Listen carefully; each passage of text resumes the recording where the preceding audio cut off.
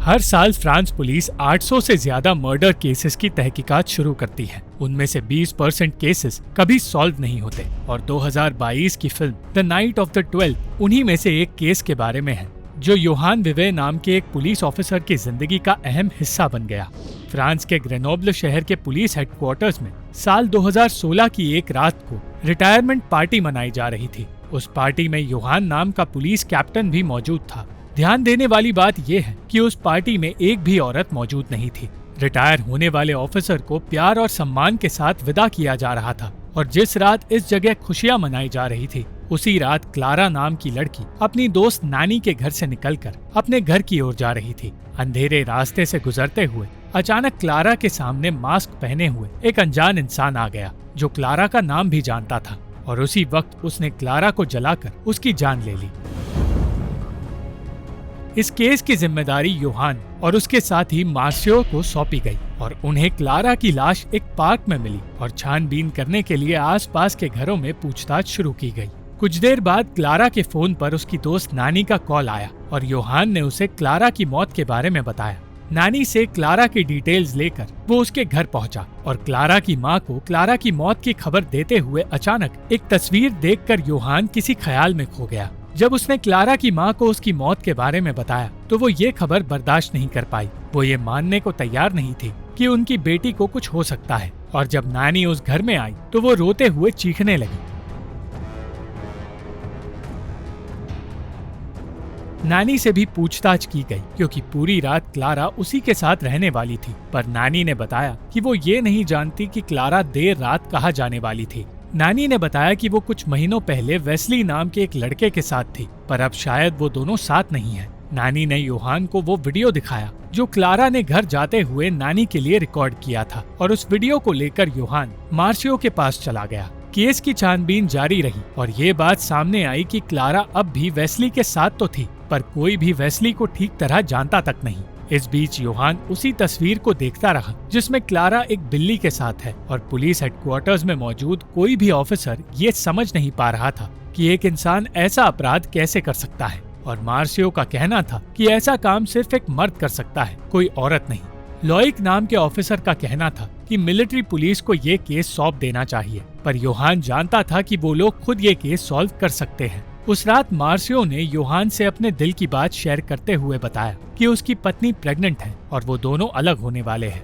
मार्सियो और उसकी पत्नी सालों से बच्चे की कोशिश कर रहे थे, पर कुछ नहीं हुआ। इसलिए उसकी पत्नी ने किसी दूसरे आदमी के साथ अफेयर शुरू कर दिया और अब वो उसी के बच्चे की मां बनने वाली है। शर्म और हिचकिचाहट के साथ मार्सियो ने ये सारी बातें योहान को बताई और योहान को उसके लिए बुरा लगने लगा। अगले दिन योहान वेस्ली से मिलने गया, जिसका कहना था कि वो कभी क्लारा का बॉयफ्रेंड था ही नहीं। वो सिर्फ उसके साथ एक कैजुअल अफेयर रख रहा था, पर क्लारा उसके पीछे पड़ गई, जबकि वेस्ली पहले से ही किसी और लड़की के साथ एक रिलेशनशिप में है। वेस्ली क्लारा की मौत के बारे में जानकर हैरान हो गया और योहान को वेस्ली के खिलाफ कोई सबूत या कत्ल का मोटिव नहीं मिला। क्लारा के सारे दोस्तों से पूछताछ करने के बाद पुलिस जूल्स तक पहुंची, जिससे क्लारा कत्ल के एक दिन पहले मिली थी। जूल्स ने बताया कि उसका भी क्लारा के साथ कैजुअल अफेयर चल रहा था और उसके अलावा क्लारा कई और लड़कों के साथ अफेयर्स रख रही थी। इतना ही नहीं, क्लारा की मौत के बारे में सुनकर जूल्स हंसने लगा।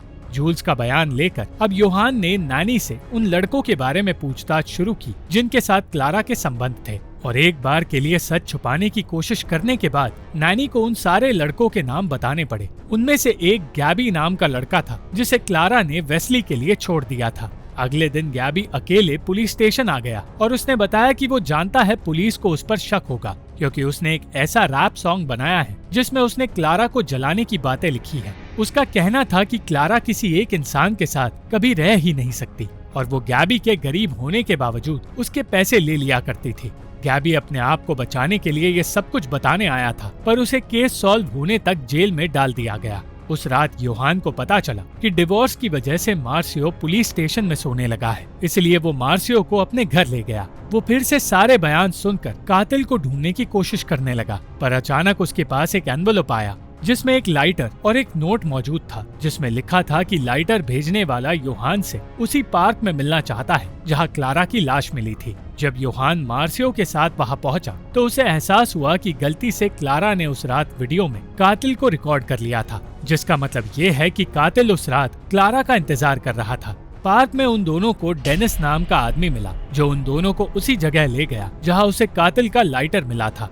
डेनिस ने बताया कि वो उसी इलाके में रहता है और वो भी क्लारा का एक्स बॉयफ्रेंड है। ये जानकर योहान फिर से नानी के पास गया, क्योंकि उसने डेनिस के बारे में पुलिस को कुछ नहीं बताया था। नानी ने कहा कि डेनिस की सारी बातें झूठी हैं और क्लारा कभी उसके करीब तक नहीं जाना चाहती थी। ये बात बताते हुए नानी रोने लगी, क्योंकि उसे लगा कि पुलिस क्लारा को खुद की मौत का जिम्मेदार मान रही है। नानी ने कहा कि क्लारा को सिर्फ इसलिए मारा गया क्योंकि वो एक लड़की थी और कई लड़के उसे पाने की कोशिश कर रहे थे। वो अपनी दोस्त को डिफेंड करती रही, क्योंकि हर कोई अब उसे बदनाम करने लगा था। डेनिस का बयान रिकॉर्ड करने पर योहान को यकीन होने लगा कि डेनिस की सारी बातें सच्ची नहीं थी। इस केस की वजह से योहान परेशान रहने लगा और मार्सियो ये बात समझ गया। एक दिन क्लारा के पिता को पार्क में एक खून से सना हुआ कपड़ा मिला और वो बिना वक्त गवाए उसे योहान के पास ले आए। उस कपड़े ने पुलिस को उसके मालिक विंसेंट तक पहुंचाया, जो अपनी पत्नी को बुरी तरह पीटकर जेल की सजा काट चुका है। विंसेंट को पुलिस के आने से कोई हैरानी नहीं हुई,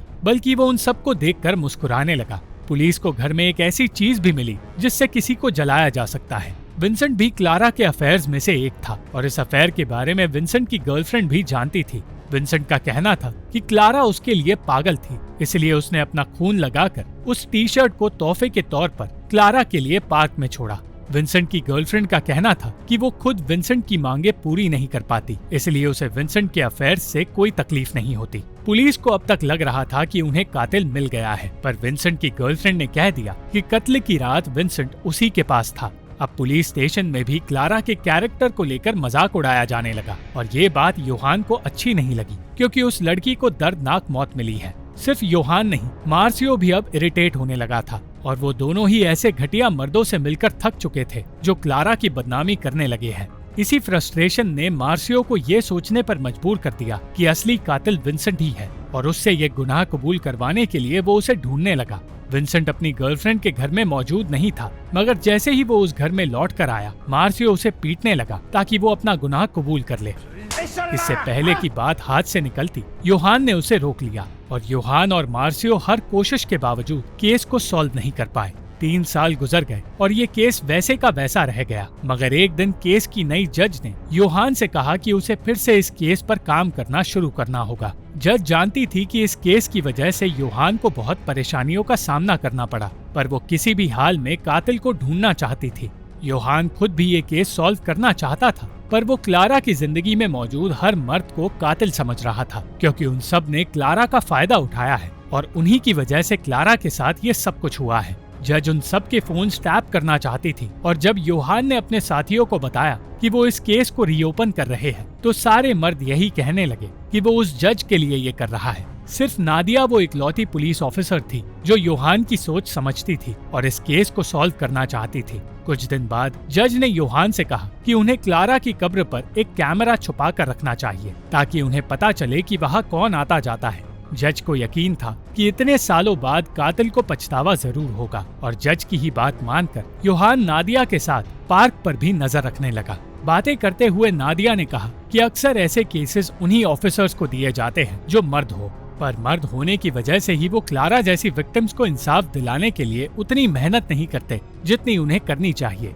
शायद इसलिए ऐसे केसेस कभी सॉल्व नहीं होते। पूरी रात वो दोनों पार्क पर नजर रखते रहे, पर उन्हें सिर्फ क्लारा के माता पिता नजर आए जो आज तक इंसाफ की उम्मीद में जी रहे हैं। और अगले दिन कब्र में लगे कैमरा के फुटेजेस देखने पर योहान को एक अनजान आदमी नजर आया जो अपने कपड़े निकालकर कब्र के आगे क्लारा के लिए गाना गा रहा था। एक लिप रीडर की मदद से वो लोग उस गाने को ढूंढने में कामयाब तो हुए, पर वो ये समझ नहीं पाए कि इस इन्फॉर्मेशन का वो लोग क्या करेंगे। ये फुटेज कोई सबूत तो नहीं था, पर योहान उस आदमी को देखकर परेशान हो गया था, क्योंकि कोई भी उसे पहचानता नहीं था। उस पुलिस स्टेशन में जहां हर पुलिस वाला अपने ऑफिस को कंफर्टेबल बनाने में लगा था, वहीं नादिया अब भी उस अनजान आदमी को ढूंढने में लगी थी और वो मैट्स नाम के उस आदमी की प्रोफाइल ढूंढने में कामयाब हुई। पुलिस जब मैट्स को गिरफ्तार करने पहुंची तो वो भागने की कोशिश करने लगा, जिसकी वजह से शक और गहरा हो गया। मगर पूछताछ करने पर उन्हें पता चला कि कत्ल की रात मैट्स को एक पागल खाने में डाल दिया गया था। उसे क्लारा के बारे में सिर्फ तब पता चला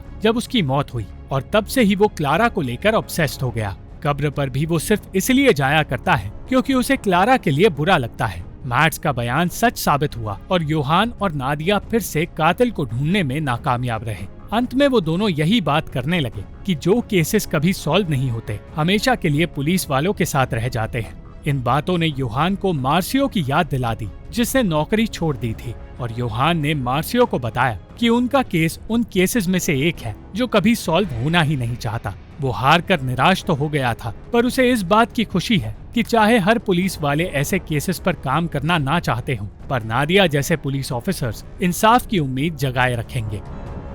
thank you for watching this video. अगर आपको ये वीडियो पसंद आई तो इस वीडियो को लाइक, शेयर और इस वीडियो पर कमेंट जरूर करें और इस चैनल को सब्सक्राइब करना मत भूलना।